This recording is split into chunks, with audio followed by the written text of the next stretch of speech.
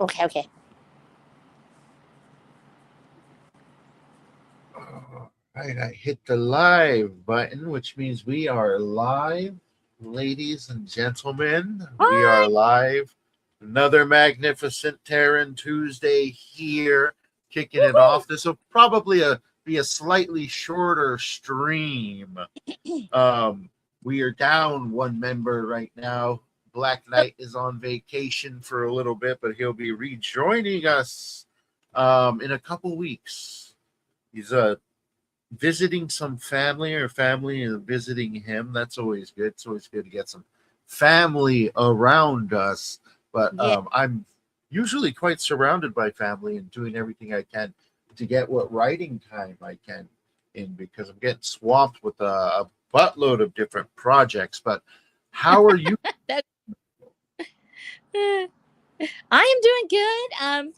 It's hot. It's summer. It's in Texas, so it was like 104 out there. We've had some fires finally show up. We've had a lot of rain, so we're actually Okay. looking for a potential for another low to come into the area. We're watching that. Then we've had some major flooding down in the hill country, which is about 100 miles south of me. So which Okay. doesn't, it sounds like a long ways, but in Texas that's not very far at all. So we're watching that and doing the first responder part on that. And I've been writing, so I'm actually deep in the process of it, and looking at some things that I was thinking about doing. And I'm kind of like, do I want to change over how I'm doing my writing on the Mhm. platforms? And so I'm kind of weighing all my options and everything, and just seeing what they have out there, and if I need to make it a little easier, because I'm headed into the home stretch. So I'm sort of at the very beginning of another series, which is the last three. Yeah. It's going to be a year-long journey for me to write this whole series. So I'm like, maybe I have to do it a little different so that way I can organize it better. But I'll be talking about that later. But so yeah, we're actually getting in that last edit, and still waiting on the edit on that Okay. one, and my developmental editor is getting that done. So it's been a lot going on, and I'm ready to get my next book out. I just have to get all the little pieces and parts in place, and it'll get published.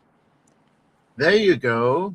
Definitely aiming for the publishing. That's one thing I was slightly wrestling with, because for I a really while, I kind of just tell myself, when I get enough short stories going, I'll form them up in a book, and I'll publish hmm them. I just recently finished my latest short story series, and once I kind of put the final period on it, everything was good enough. You know, I went ahead okay. and I went back and edited another story of mine, a previous story I've written that I want to re release. Give me a little time to work on some of the newer stuff. And when I was going through it, I thought it would be good to just format it all into a single document, and maybe just have a full, like, EPUB PDF for people to download. I Sweet. prefer it that way because well, there's a lot less overhead. I just got to click some buttons in front of my computer and produce it. So that's really great. And when it comes to publishing, you got to, there's a few boundaries and loopholes you got to jump through before you finally hit publish on your book, that I don't want to go through constantly. So Yeah. I was forming the EPUB today, and that short story series alone ranged slightly over 100 pages worth. So I was Wow. thinking, yes. So we may actually have enough material, if not for this short story series, because I'm currently about to write the sequel, so I could bundle Uh-huh. them up together. Um, but I have another short story series that's a bit more expansive than this one that I think I can dip into, Really. and possibly even look into publishing. At least it's a horror series. People love their horror. So hmm they may dig that. It may need in itself an extra chapter or two to give it the appropriate fluff. I see, like, the, I guess you say, preferred page count leaning more towards 200. And I'm Yeah. curious if I have enough words there to fluff that out to 200. But I could definitely, I'm sure I'm approaching that, to say it the least. No, well, that's actually really cool. And when we talk about fluffing it out, I'm kind of a firm believer that whatever the story lands at, that's where it should be. Yeah. Just if your story is sparse and wonderful, Hondo is a very short story. It's one of Louis L'Amour's best, but it's certainly not the, it doesn't exclude his other, works like the Sackets and others, which are sometimes very long. But so the story needs to be what it is. And if you feel like, hey, this just needs more, that's different. But never feel like you have to make it hit the page count. Let it be what it is. I know some people prefer just a short read. Sit down, read it, love it, get finished. We have other people that really love a long series, and there's sort of a gap in there, and that's kind of where I'm headed with Watch of the Damned is to the epic series, which has it's the full 12 counts of stories.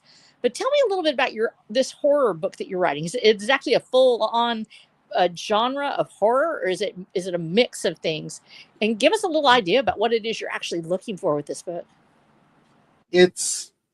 Well, I guess what I'm currently writing overall is sections of interesting history that interplay with each other between the different series. That's kind of why I went down the series route, even though each of them is significantly different in genre. They all interplay with one another. And this one that I just finished is a horror short story series. It's 8 installments of roughly 4,000 words at least. I think the last 2 are around 6,000 words. But I guess you could say it's a blended genre because it's about a vampire outbreak happening deep within the bowels of a cyberpunk city, like the lower levels where the sun doesn't hit. Yeah, and I have one story that is, well, 2 stories actually that are attached to this. I guess you could say they're sister stories. One of them happens shortly after the events of this short story series that I just finished, and the other one needs a lot of touching up, but we're sort of rapidly approaching its re-release, if you will. So there's a lot going on here, but that's how all my stories are. They're all intertwined, and right now I am currently writing a short story series about I guess you could say a villain. It's called The Villain. This whole vampire thing is happening in one cyberpunk city. The way the world is built, all these cyberpunk cities are sort of squished together, trying to gobble each other up, and just hidden behind this gigantic wall to protect them from the rest of the world out there they don't want to have much else to do with. And they're just busy amongst their politics and entertainment. And one thing that it's found its way across this cityscape is a mascot / private police force where they take highly trained mercenaries, put them in costumes, call them superheroes, and then rent them out to the various cities, or they train up their own superheroes to act as a mascot for the city, as well as a private police force when needed. So the story I'm writing now is after a decade of having no, I guess what we would call villains, a villain emerges, and it appears to be the last villain they thought that they just killed off a decade ago. And now he seems to be slowly rising up in the bowels of this other city and killing off various heroes across the cityscape, becoming sort of enemy number one or enemy of the state. So that's the story I'm currently writing, and it does interweave with the vampires in ways that have yet to be fully explored. That's the difficulty of writing World Without End. There's actually so much I have to write to fully weave the story that's already written in my head, and it's across all these multiple genres that it actually works against itself a lot of the time, because the genres are explicitly different. One of the stories I just finished writing was described as a dark fantasy, and here I am finishing up a cyberpunk horror with vampires that's related to a cyberpunk superhero story. You know, these are all very different in their own way, and yet they're all going to eventually weave together one giant tapestry.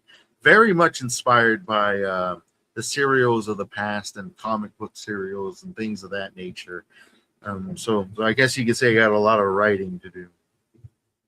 Well, the thing is, you're actually taking advantage of the new forms of literature right now.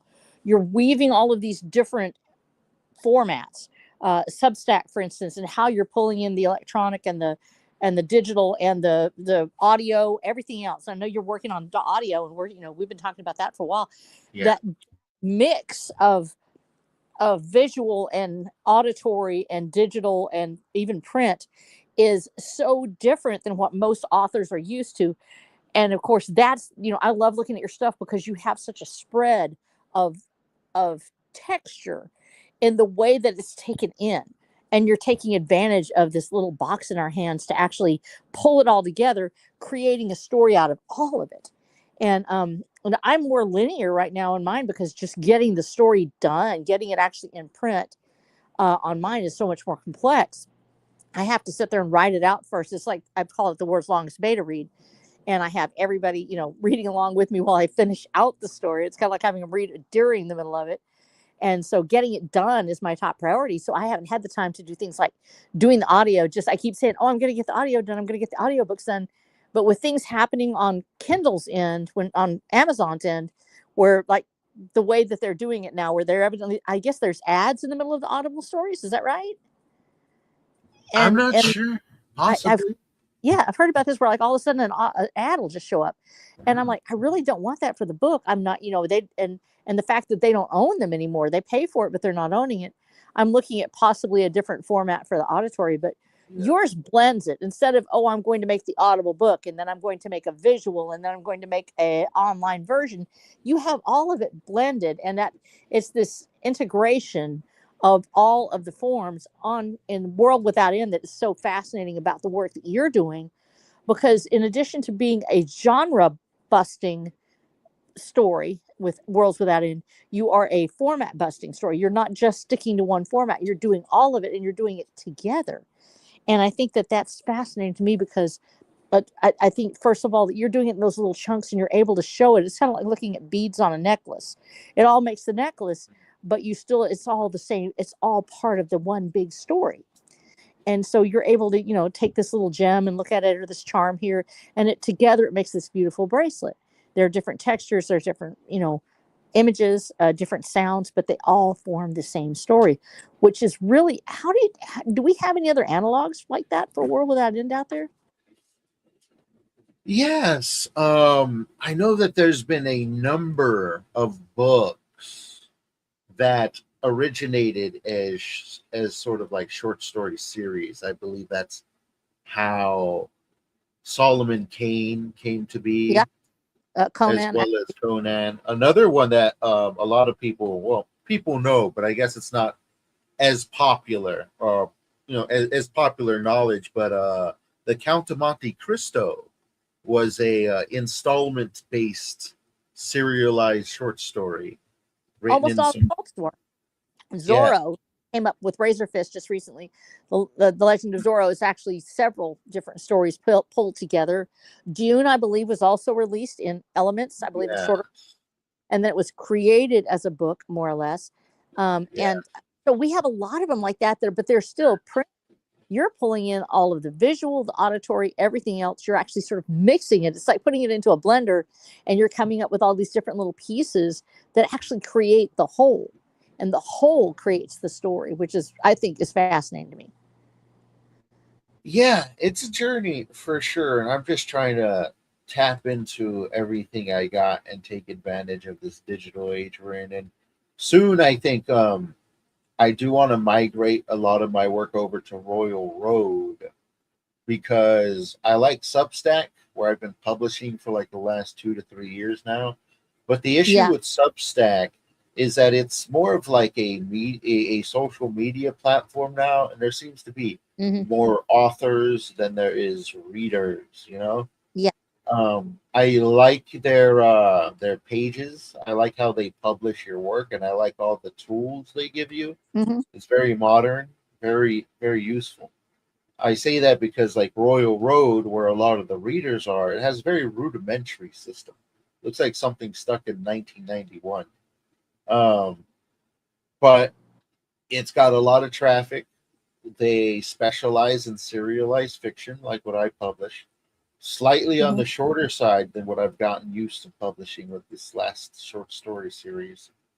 But I'm thinking of taking a strategy of taking two taking some old school short stories that I written like years ago, editing them, getting a fresh eye on them, editing them, give them like one or two passes, breaking those down into like mini series, and then just release like three separate mini series with three separate distinct genres to sort of make a footprint there right out the gate. That's sort of what I'm thinking, because they encourage rapid release and bulk release as well on that site. So there's a lot to take advantage of. No, that's been interesting to me too. Is well, Substack it's in evolution basically, and yes, it's kind of like an Yeah, author's social media actually. kind of. Yeah, They talk to each other, we read each other's stuff, which is awesome. But a lot of people and bringing in readers, we do have readers. We have several that are in our chat that usually are readers of ours, and that's awesome. And so I'm going to be on Substack. I've actually got to go back to it. uh, the stroke did do something for me in the fact that it made it where I'm more focused on just one thing at a time. hmm, And so when I'm writing my book, I'm actually just like writing it. Before I was like, yeah. I could do things at once. Now I'm like maybe down to two or three. And I'm actually thinking of making it more of my poetry. My poetry's done pretty well there. And I'm thinking, okay, I need a repository for that poetry. And Hmm. I'm really big on physical media. I believe in it. And I know that it's going to become even more critical as we move into the next era, which is probably over the next 5 years. We're going to see a potential cessation of print media in coming out on Amazon, where it's just all digital. Yeah. And I feel like I really need to get my stuff in print. And I encourage everybody to get your books in print, all of your work somehow, your most important works. And I'm encouraging you to do that also, James. We do need to see some of your things just in print so you have it. If everything else fades or if the platforms go down, you have your work in front of you. In a form that people you can hand to your grandchildren or to anybody passing and say, I was here, this is my work, it's real. It didn't just disappear one day when somebody shut off a page. And so we want to have those things, but embracing the media as it is really super important. And because of where Substack is right now, and I've been so focused on everything else, I'm like, I really need to give it a purpose. I usually write my essays on it.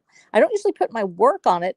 You and Black Knight actually put your work on it very well. You actually get it out Mhm. there, and that's what's in my work because it's in the book itself. The novels is sort of rounded up in the novels themselves, and these are more of my thoughts about other things, and especially if I'm wrapped around some particular thing that's going on in my life, like for instance, that trying to make myself get over a stroke or something. I don't want to just lean on that all the time.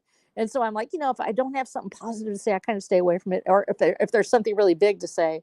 So I'm looking at putting my poetry on Substack more, continuing with my essays, and then as the book finishes up, as I say the book because it's all one long story. It's 12 books of one story, that's from beginning to end. As I finish that out, I'll probably do more on Substack, and so I am keeping that going. I have followers, and I'm really proud of them. I love my people, and but I haven't forgotten y'all. I'm just getting my head Yeah. wrapped around and getting over this stroke, which is been a little more challenging than I thought it would be. The sight thing has made it harder. It makes writing a little bit more challenging, so I'm spending a lot more time doing that. But I think that for most of us, yeah, actually, it's the changing formats that make it difficult. We look at a format and we go, oh, I can put my stuff on there. And then over a year, it'll be great, 2 years, and then it'll sort of start to transform. And the real key for us as authors is how do we keep our readers that are on that format with us migrating with us as authors? And so they have to have a place to go back to a home base. They have to have somewhere that they can look where they say, okay, if I can't find them on Substack, if Substack suddenly just isn't there one day, how would I find this person that I'm following? And we want to have a page somewhere. Well, that's sort of archaic. A lot of people never visit web pages anymore. They just go straight to the socials and they stay there unless there's something special on it. So in that case, and that would be Substack, X, Facebook, those. And so we say, okay, well, having a web page is a little bit of a hassle. You have to keep it up. You have to keep up your domains. On the other hand, it's mine. It is absolutely mine. I know it's there. And so it's creating, and it's the thing I've been working on ever since I started writing, was how do you create that platform where you could actually jump off if you had to and sell your own books, that you could sell your own physical books? Well, do you have a way to do fulfillment? Do you have someone to partner with? And that's something I'm wrapping my head around right now. I'm working through Amazon because I have all my ISBNs are mine. I got mine through my own thing, so that way they belong to me and I can sell them on other platforms. And that's been very helpful. And I would encourage anybody that's looking at publishing with Amazon, get your own ISBNs. That means your own numbers. If you just do it if you publish through Amazon exclusively, they own your ISBN. And if they decide to not publish you or they shut down your book, you don't have rights. You do not have a right to that ISBN, and it's attached to your book. So in my case, I bought my own ISBNs. I have them. They're mine. And I'm able to use them on my books the way I want to. I can set up my own shop. But so it's me making sure that I'm able to do that and have the ability to get someone to do it for me. Then that would be cool, because that means that if I couldn't do it at some point, that my books are still able to be sold. And that's really the legacy part of it, is saying, no matter what happens to me, my books are going to be available. Either they'll be on Amazon or they'll be on my shop. So it's this infrastructure that we have to set up. And we're living in a very ephemeral age. We know that if I point and say, oh, you can find me on my X page. You realize this 5 years ago, if I said X, I would say Twitter. Well, Twitter's now X. Somebody who heard that who doesn't know goes, well, Twitter's not Twitter anymore. Or Facebook. Facebook's been very transitional, to say the last word, is in how they treat authors and people that maybe don't always line up the right way. You can lose your page very easily. I actually stopped using Facebook because I have a weather page, and my weather page is very important to me because I have about 1,500 followers, which isn't that big, but we're a small community. And my WeatherNet is my Skywarn page, all of that stuff. If Facebook didn't like something I said on Watcher the Damned, they could shut down my weather page because I'm the same person. I'm the administrator. So here we are. I can't usually use Facebook. So people that found me on Facebook 2 years ago, well, where are they going to find me?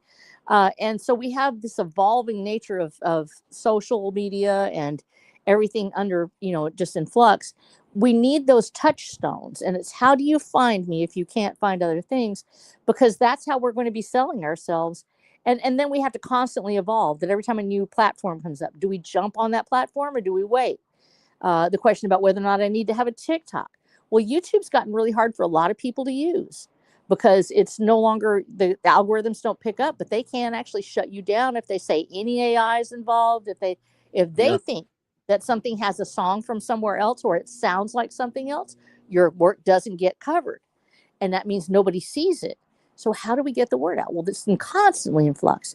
And so I think this is one of the greatest challenges we have as writers, in addition to getting our work out there, getting it published, is how do we keep up with the constantly changing landscape of social media and getting the word out, knowing when to jump off. I haven't made a TikTok yet because TikTok's awesome.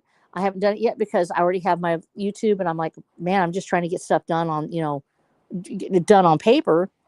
Well, probably in the future, I might want to get TikTok, but how much longer will it last after that? How long before it becomes like Vine and gone? And so that is probably, I would say, the greatest challenge for me as a writer, besides just writing the story itself, has been how much comfort in using social media, which platform to go with, sticking with it. When does it become necessary to move forward with a different thing? And how do I take my people with me? Some of them, like, for instance, a lot of you guys out there, I don't know who all I have in chat today, but for instance, Gran and Lily, they've been involved with me on Substack through direct messages. And actually, I'm thinking about making an actual email from my email, not just from Substack, but actually with my email in it. Here's my email. How could we do that? But that requires me to be on point with my stuff to make sure I'm answering my emails, which I don't really do right now because all my emails are like all of the things that are out there, all of the apps that I have send me emails. There's like 1,000 emails a day. It's crazy. And so I'm going to have to set that up. I'm going to have to do those things. So how are you actually doing it when you're looking at your social media versus your apps and stuff? How are you looking at when you know what to use and what not to use? What makes you decide to use one or makes you decide to step away? I think Substack is a pretty good example of kind of what my answer would be. But before we get into that, we have Frederick Guillemot joining us there in the chat. So what's up, Lady and Sandwich? Hey, Frederick.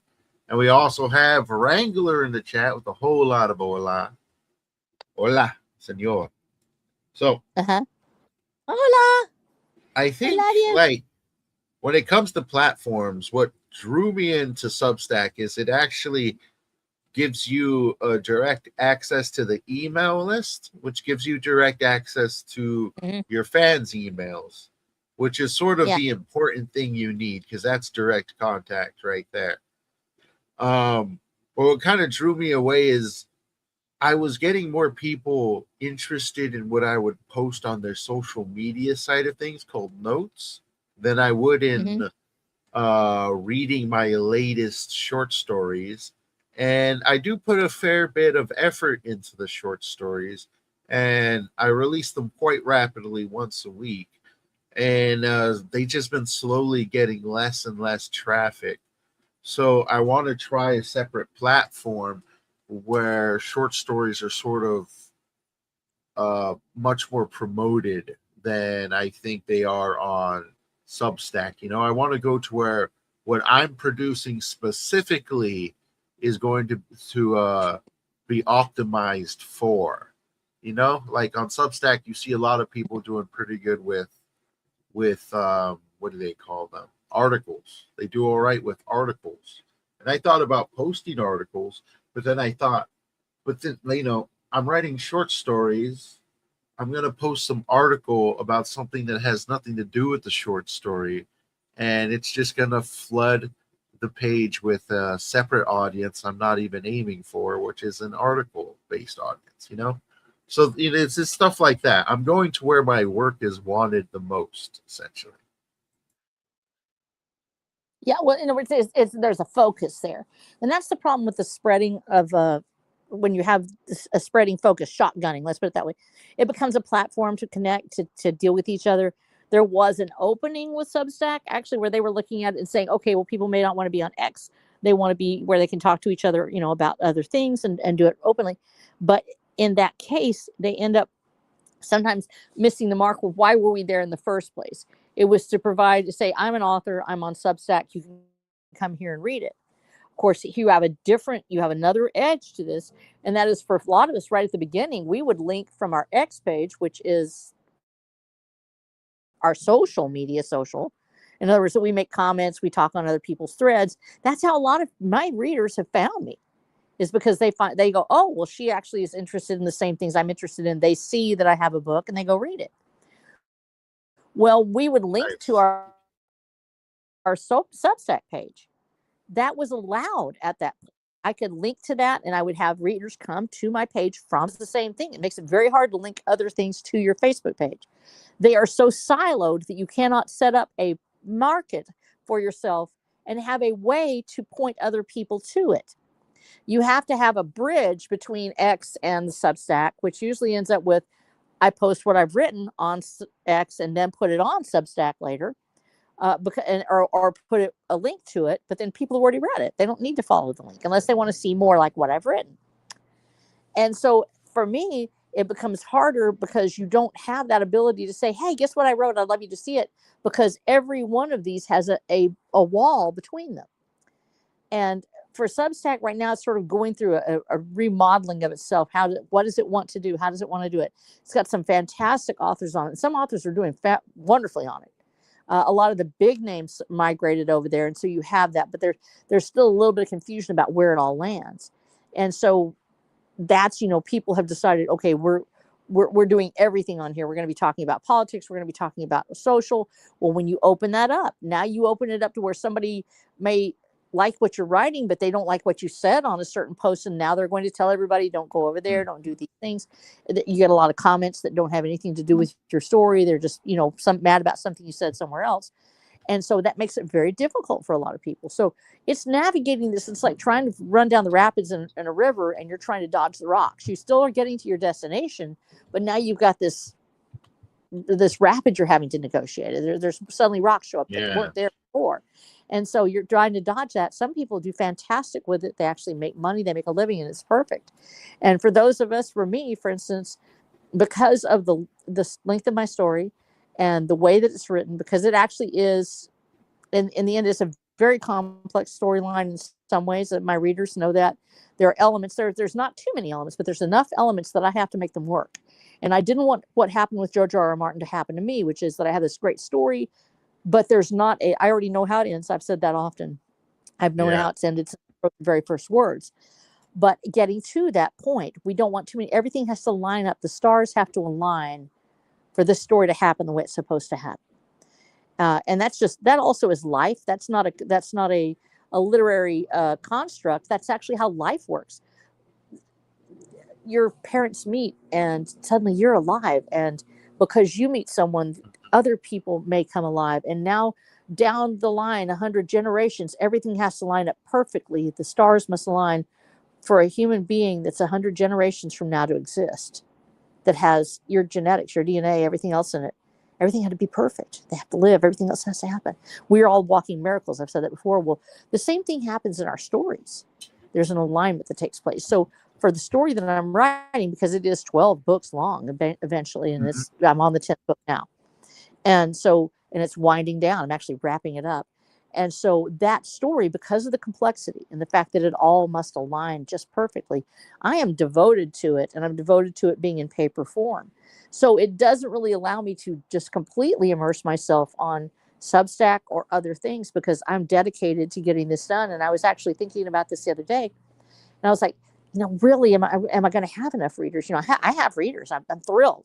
I'm excited about the fact that I have readers, and they're very dedicated. I've been really blessed that they seem to love the story.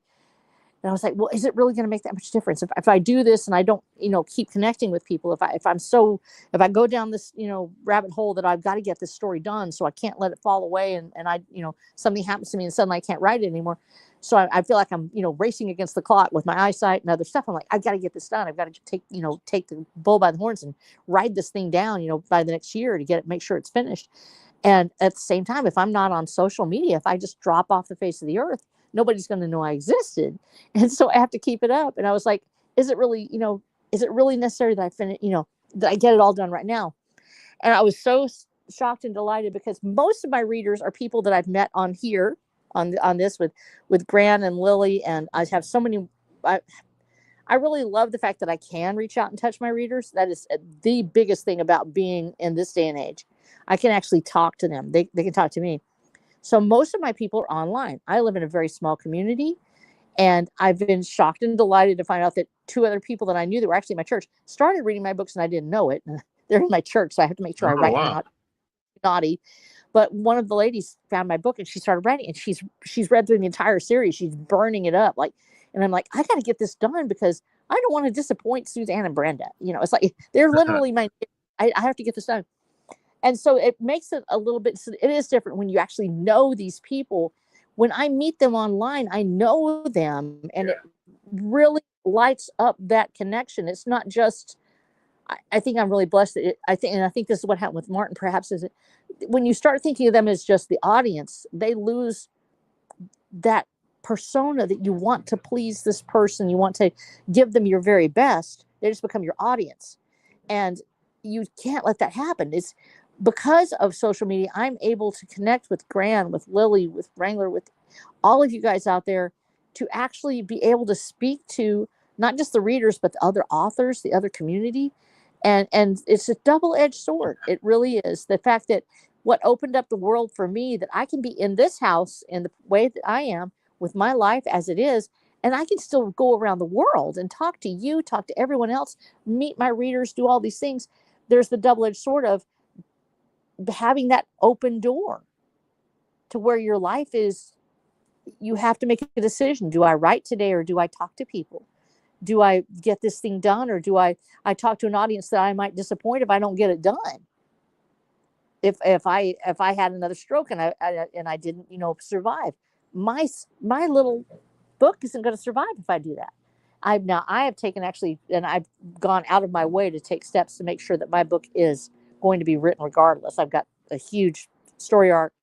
Like I said, it's actually a book unto itself. And I've got people lined up. My own son, who is actually an excellent writer, is the one that would finish the storyline. So it will be done. And I've already got most of the key scenes in. So my thing is getting all my key scenes finished, getting everything filled out, and then it would just go through the process of being published. So we do have that in line. That's my ultimate goal, is to make sure that I have it published, that it's in paper. And then I'm going to start looking once again at actually doing the building of my audience through Substack, probably still, because I really like the way that they've set up a lot of things. It allows me just to be freely as a writer, where I can go in and say, I feel like writing today. And I don't know if you ever do that. It's just all of a sudden, I need to write. I've got to write this thing. And I just write. I have to. It's part of what I do. And the story itself, the Watcher of the Damned, has become such a quest for me that I feel like I've got my armor on. I literally put on my little knight's helmet, my little, for my little hobbit body, and I suit up every day and I go, I am on a quest. And when I finish that quest, when I actually get that done, then the other quest starts, which is to bring it to the world. But right now I'm on this quest, so it really makes it hard for me I feel guilty because I haven't posted something on Substack in about 3 weeks. And I'm like, I've got to get out there. I need to do that for the people that are, for the ones that are being so wonderful to me. And I know that I've had a reason, I had a stroke, y'all, but I still feel like I need to do that. It's part of who I am. So there is that sort of that pressure knocking on it. You have your quest, and at the same time, there you've got the world at large that's going, that deserves attention. We need to make sure we're paying attention to it. So I think that's really been the hardest thing for me in the last few weeks. It's not the writing, because the writing's gone perfectly, actually really well. I'm so excited because I know people who have been through this, where they lose the ability to type, or the ability to speak, or ability to tell stories. And it's a big deal. And thank God that didn't happen to me. I just lost a little bit of my eyesight, and I'm not going to die over that. But at the same time, I'm like, ooh, it's out there. It's something that, but the truth is, any one of us can get hit by a bus tomorrow. Y'all don't go get out in front of a bus. I do not need you dead. But any one of us can have our lives interrupted by our own fate, our own future. It happens. People sometimes don't get the work that they wanted to get finished. And that doesn't mean it wasn't God's will. It just means that that's what we had in our hearts. We wanted to finish this thing. And so for all of us, there actually is, we just don't realize it. When you're younger and you see somebody pass or something happens to them, it's such a shock. And I think your generation, actually, there's been a lot more death. We don't talk about it as much, but there have been so many things happen with murders and wrecks and people dying of diseases, and the pandemic, or the ramifications of some people, that when they talk about vaccines and other things, or injury or sickness that have happened for your generation and younger, that the idea of a younger person dying now is much more common than it was when I was younger. Somebody my age died, it was a huge deal. Now it's kind of like, oh, so-and-so died. There were 30, and people, you've all got friends now that who passed away. Used to be that was kind of a rarity when you were younger. Now it's not. So I think that we all making our own legacy work while still being aware of our own mortality means you do the work in front of you, do it to the best of your ability, and every day dedicate yourself to what you need to dedicate it to. And don't take your eyes off of that prize that's before you. Because if you had been strictly saying, I'm going to make a book that's on paper, you would have missed the audience you have right now, James, you as the author that you are, with the medium that you are in. Substack having done that for you, and if you go to Royal Road or something else, maintaining those things, you've already reached that audience. And the journey itself is part of your work. And I know that with your work, you've already got that legacy. If something happened, I could still go and point at a page and say, here's James Esparza. I can reach in and touch his mind because his work is available. And I think that is probably one of the greatest gifts that we have in this digital age, is the fact that now I can go back and actually touch who you are as a human being that's available to and able to do these things. I know that I'm not going to lose that. If something happened, God forbid, I would still have you in front of me on that page for as long as it exists. Your brain, your thoughts, your spirit, that what you think love is and what you think heroism is, it's all here. And I would, as much as important as it is when we talk about finishing our work, the greater good is to start it, whether or not you realize you can finish it. Go ahead and start. Leave behind that legacy, even if it's just a snippet of what you have. Leave it behind for somebody to find, somebody to discover your inner thoughts, your feelings, everything that you are. The creative process allows us to be that. It allows us to do that. And this digital age is giving us that opportunity right now, for what it's worth, even as ephemeral as it is. We, that that element of present gift. Yeah, the page might disappear tomorrow. But what you're doing right now and the readers that you are touching that's going forward with them. Every person you touch becomes that garden of your own imagination. You have planted the seed in them.